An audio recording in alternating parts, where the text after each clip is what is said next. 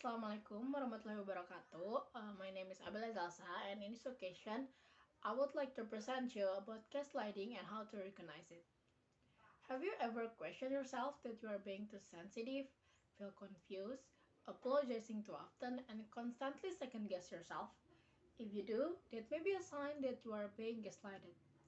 Gaslighting is a form of emotional abuse that is, of course, seen in an abusive relationship. It's the act of manipulating a person by forcing them to question their own thoughts, memories, and the event occurring around them. A victim of gaslighting can be pushed so far that they start to question their own sanity. The term of gaslighting itself derives from the 1938 play and the 1944 movie called Gaslight, in which a husband manipulates his wife into thinking that she has met a mental illness by dimming their gas full light and telling her that she is hallucinating. Whether intentional or not, gaslighting is a form of manipulation. Gaslighting can happen in many types of relationships, including those with both friends and family. But one of the most devastating forms of gaslighting, it happens when it occurs in a relationship between a couple. Another example of gaslighting, including first, trivializing how you feel. For example, okay, now you are going to feel really sorry about your mistake. And then the second one is telling you that people are all talking behind your back. For example, don't you know? The whole family talks about you. They think you are losing it. And then the third one is saying things to you and then later deny having said. For example, who said I would take the deposit on the bank? What are you talking about? Thanks a lot. Now we are going to get the insufficient fund fee we are going to get. And then the fourth one is hiding objects from you and then deny knowing anything about it. For example, are you seriously can't find your glasses again? That's alarming.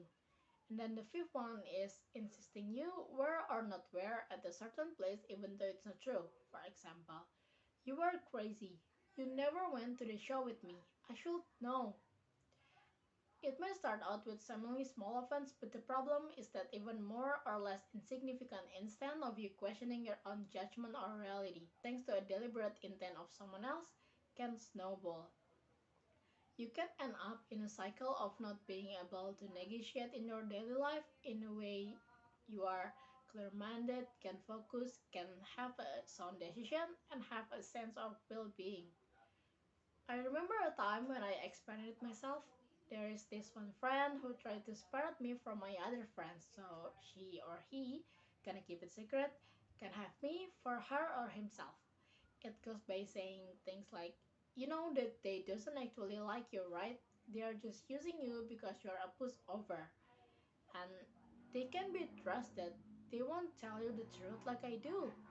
And also, if it's not me, then who else? I'm the only one you can count on. Upon hearing these phrases and others like this, I begin to question whether these things are true.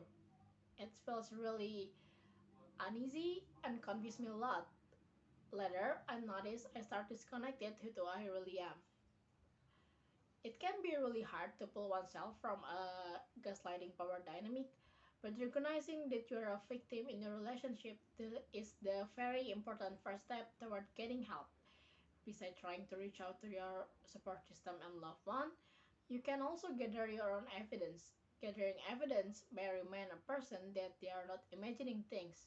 This also can be really useful later on if you are decide to pursue a legal action against your abusive person.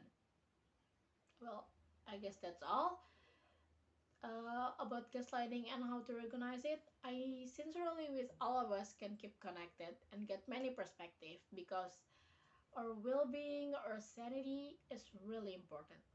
Thank you for listening. Sorry for any mistake that I made.